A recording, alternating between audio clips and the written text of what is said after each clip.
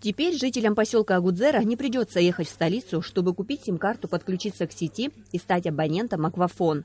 Для удобства и комфорта реальных и потенциальных клиентов в поселке открыт центр обслуживания Аквафон. Здесь клиентов ждет высокий уровень сервиса, а также оперативное и качественное обслуживание со стороны квалифицированных специалистов. Сегодня знаменательный день для нашего поселка. Сегодня наша компания Аквафон открыла центр, чем, я думаю, наши абоненты будут очень довольны, потому что очень многие не могли выезжать на турбазу в город Сухум, в центральные офисы. А сейчас у каждого абонента появится возможность, чтобы они были услышаны. И мы по мере возможности поможем каждому нашему абоненту.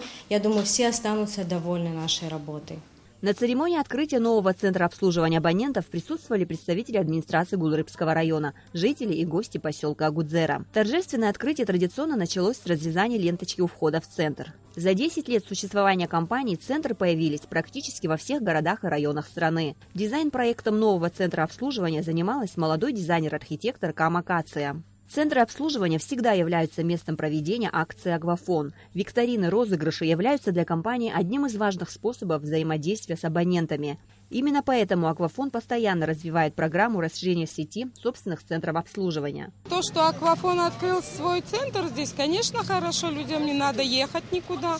Здесь рядом, кто для отдыхающих хорошо, для местных хорошо. И вообще все новое, все всегда хорошо. Для гостей мероприятия, среди которых было много детей, компания «Аквафон» подготовила интересную праздничную программу, конкурсы и подарки. Амра Амичбальдар Дамиров, Абхазское телевидение.